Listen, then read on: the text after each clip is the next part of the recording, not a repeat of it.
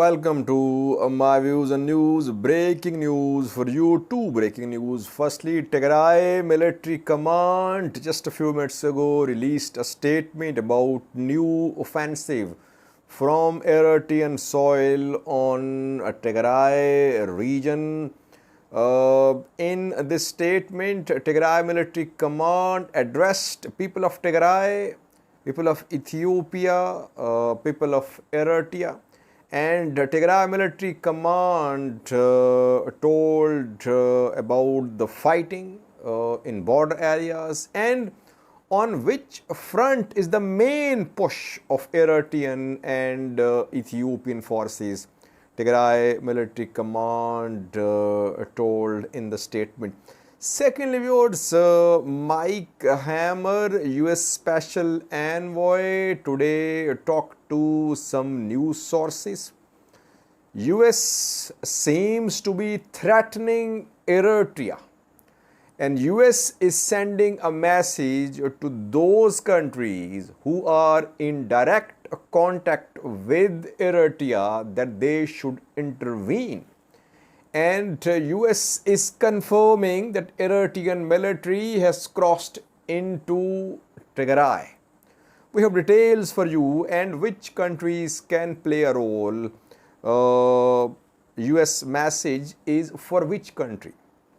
Firstly, viewers, Tigray military command today released a statement a few minutes ago. The statement is about major ground invasion of Tigray region from Eritrea from the north. Tigray military command says that on the 24th of August last month, Ethiopian and Eritrean forces started the third phase of Tigray genocide. But the two forces since then have been suffering losses, especially on Salamati front and other fronts. These forces suffered losses, and now the two have joined their forces, remaining forces, Tigray says, and from Eritrea, major ground invasion of Tigray has been launched. There is mention of the places which were mentioned by Getachew earlier in the day in his statement, that on all fronts, on Tigray-Eritrea border, fighting is ongoing. Erob, Adigrat, Zilambasa, Rama, Sirona, Shiraro. On all these fronts, Eritrean and Ethiopian forces are trying to make inroads into Tigray. But Tigray military command claims that main push of ENDF and EDF is on Ediabo front, which has been a busy front, an active front for several days.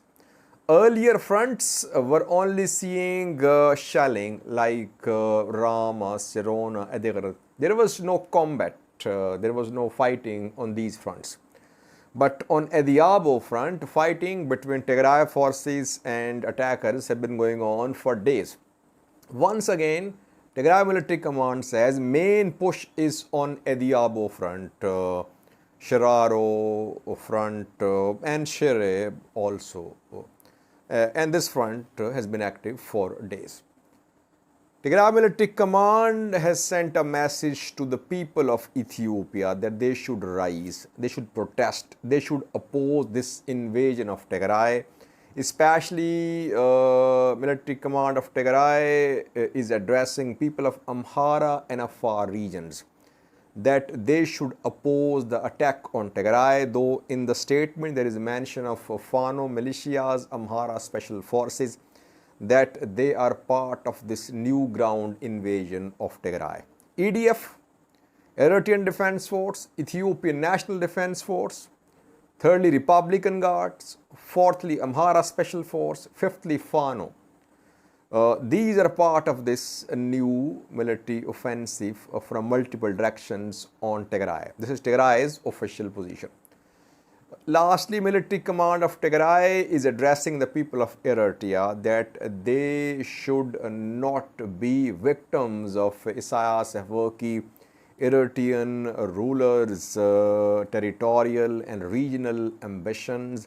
They should not send their sons to fight, which isn't going to happen. People of Eritrea cannot oppose Eritrean government. Same is the case in Amhara Afar regions. No one can speak against this war. No one can oppose this war. Whoever will oppose this war will be arrested, will be put in prison. There is no likelihood of any mass movement, any any uprising against these wars in Ethiopia or in Eritrea. And some people want this military offensive to continue. If you analyze social media posts, you would see there are thousands part of the government in Ethiopia, in opposition as well, who want a complete elimination of TPLF. And Eritrean, obviously, Eritreans want elimination of TPLF. I am surprised to see that those Eritreans who have fled Eritrea, because they said that they were being persecuted in Eritrea, they sought asylum abroad. Now they are supporting Eritrean government's involvement in this war. They say TPLF is a regional threat. So it's surprising for me that those who could not live in Eritrea because there was repression are now supporting Isaias Afwerki's decision to send his forces, to involve his forces in the war. So Tigray Military Command's message is clear. It does not want regional governments, people of the regions of Ethiopia to be part of this war. Though it's not going to happen, regional governments will support this war. Interestingly, there is no mention of other regional forces in this statement. It means that regional forces from other regions have not joined this war so far, though we know that directions have been passed from Ethiopian federal government to regions that they should be prepared. And regional forces could be called to join the fight. But in this statement, there is no mention of Oromia Special Force, Somali Special Force, others. It means that now only, and no mention of Afar as well, that Afars are part of this offensive. And mainly it's because there is no advance towards Mekelle from Afar so far. Though Eritreans are there in Afar. Maybe, I think they'll wait for some gains from the north. Once EDF and ENDF capture some ground and they start moving towards Mekelle, we could see a push from the east as well, from Afar towards Mekelle. So far, there is silence in Afar. No mention of Afar forces in the statement of Tigray Military Command as well. So main push is on Ediabo front, Shiraro front, you can say. Secondly, viewers, US today confirmed that it is aware of Eritrean militaries crossing into Tigray. Mike Hammer, US Special Envoy who remained in Ethiopia for around 2 weeks, returned to US just 3 to 4 days ago, spoke to some news outlets. He has confirmed that US has tracked Eritrean military's infiltration into Tigray, firstly. Secondly, US is sending a message to those countries who are in direct contact with Asmara, with Eritrean government, that they should play a role in stopping Eritrea from being involved in this conflict. Mike Hammer said in his statement that those who communicate to Asmara must stop Eritrean forces from being involved in this escalation. It will complicate matters. Eritrean involvement is inflaming the already tense situation. So, US is firstly confirming that Eritrean military has crossed into Tigray. It's not that only claims are being made by Tigray. US can track movement of Eritrean military. Of course, it's not a big issue for them.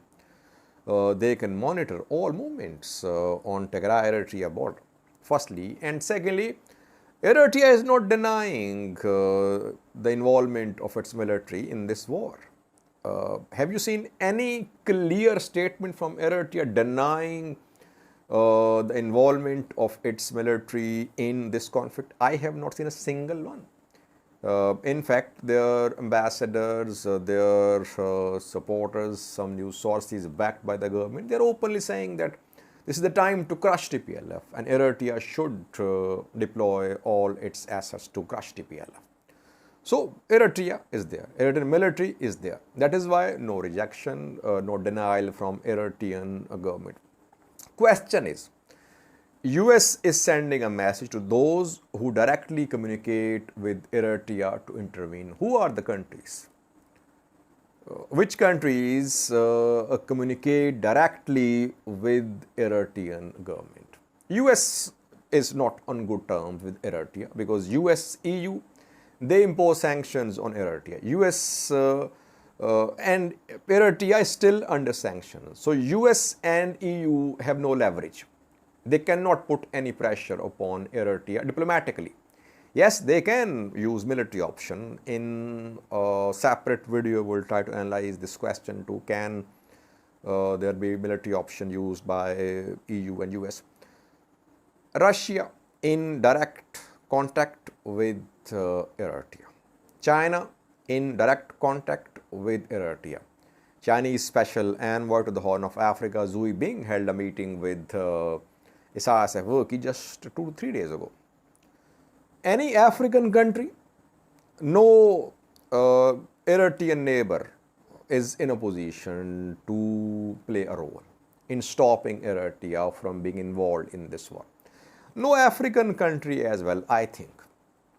Middle East can play a role. Middle Eastern countries can play a role. UAE can play a role. Saudi Arabia maybe. Arab countries can play a role in talking to Eritrea that Eritrea shouldn't be involved in this war. So US message seems to be for Russia, China and Middle Eastern countries, I personally think. And some Middle Eastern countries are US allies too. So they can play a role if US wants them to play a role. Will US restrict itself to issuing statements only, or will it try to form some international alliance against Eritrea by taking those countries on board who are in talks, in direct contact with Eritrean government, like Middle Eastern countries, maybe China, Russia as well. Let's see, that remains to be seen. But US is warning Eritrea, it seems, that Eritrea should not think that it can get away with what it's doing. So it is inflaming the conflict. It has its consequences. US is warning. Which options does US have? Which options will it exercise? That remains to be seen. Thank you for watching.